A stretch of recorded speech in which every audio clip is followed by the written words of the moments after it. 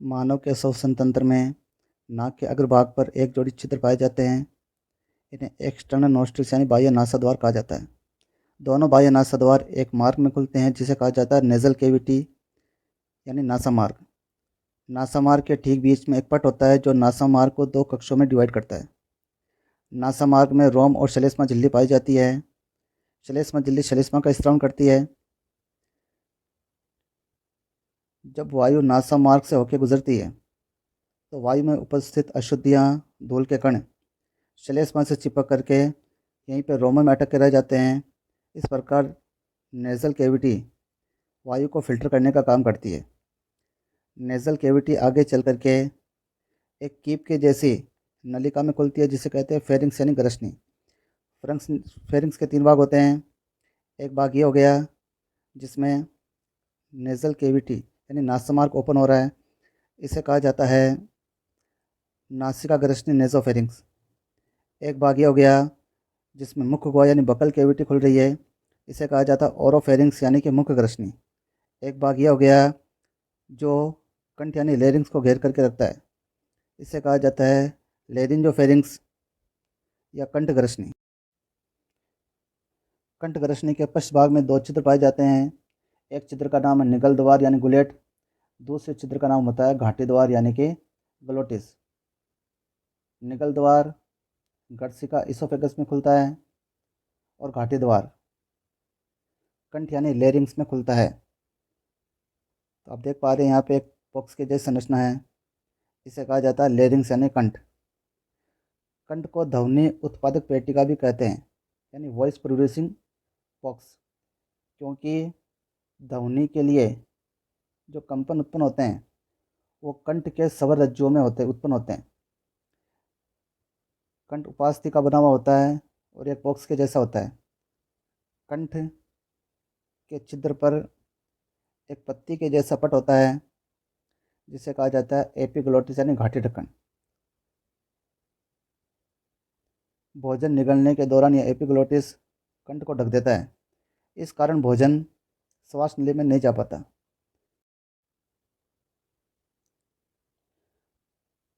श्वास नली कंठ से लेकर 5वें नंबर की वक्षीय कशेरुका तक फैली हुई होती है।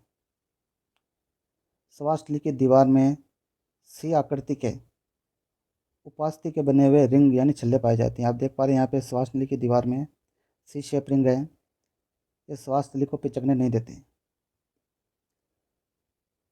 श्वास नली वक्ष के मध्य भाग पर पहुंचकर दो शाखाओं में बढ़ जाएगी। इन शाखाओं को बोलेंगे प्राथमिक श्वसनिया यानी प्राइमरी ब्रोंकस, और ये प्राइमरी ब्रोंकस फेफड़ों में प्रवेश करेगी। मानव की वक्ष गुहा में दो गुलाबी रंग के स्पंजी फुफ्फुस पाए जाते हैं। फुफ्फुस को फेफड़े या लक्स भी कहा जाता है। ये आप देख पा रहे हैं, ये लेफ्ट साइड का फेफड़ा हो गया, ये हो गया राइट साइड का फेफड़ा। प्रत्येक फेफड़े के चारों ओर दोहरा फुफ्फुस आवरण मतलब पल्यूरा पाया जाता है। दोनों फुफ्फुस आवरणों के बीच में एक गुहा होती है जिसे कहते हैं फुफ्फुस आवरणी गुहा। उस गुहा में फुफ्फुस आवरणी द्रव यानी पल्यूरल फ्लूइड भरा हुआ होता है। दोनों फेफड़ों के बीच में स्पेस होता है। लेफ्ट फेफड़े में एक खांच होती है, इस खांच में हृदय स्थित होता है। श्वास नली दो शाखाओं में विभाजित हो गई। इस शाखाओं को बोलते हैं प्राथमिक श्वसनिया यानी प्राइमरी ब्रोंकस, और यह प्रवेश कर जाती है फेफड़ों में।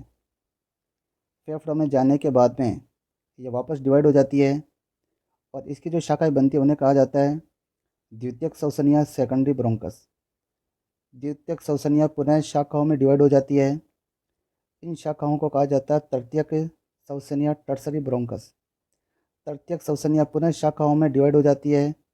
इन शाखाओं को कहा जाता है फुफ्फुसीय श्वसनिकाएं यानी पल्मोनरी ब्रोंक्यूल्स, जो पुनः डिवाइड हो जाती है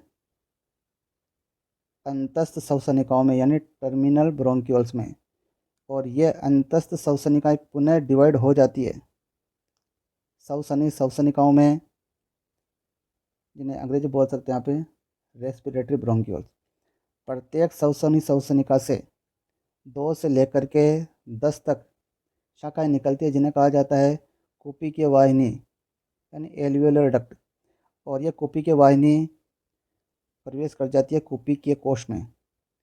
कूपी के कोश में प्रवेश करने के बाद में कूपी की वाहिनी छोटी छोटी शाखाओं में डिवाइड हो जाती है। उन शाखाओं को कहा जाता है एट्रिया। एट्रिया प्रवेश करती है कूपी का यानी एल्वियोलाई में। कूपी का कप के जैसी संरचना होती है, आप देख पा रहे हैं। ये कूपिकाएँ हो गई छोटी छोटी, और ये कूपिकाओं का गुच्छा कहलाता है कूपी के कोश यानी एल्वियोलर सैक। कूपिका कप के जैसी होती है। एक फेफड़े में लगभग 300 मिलियन के करीब यानी 30 करोड़ कूपिकाएँ पाई जाती है। कूपिकाओं के चारों ओर रुधिर केशिकाओं का जाल पाया जाता है। तो इस प्रकार अपन ने फेफड़े की संरचना को यहाँ पे डिस्कस कर लिया। दोनों फेफड़ों के ठीक नीचे एक गुंबद आकृति का पेशीय डायफ्राम पाया जाता है, जो सहायक श्वसन अंग का कार्य करता है। मुख्य श्वसन अंग होते हैं फुफ्फुस। और इस वीडियो की जो PDF है वो डिस्क्रिप्शन में आपको मिल जाएगी। Thank you.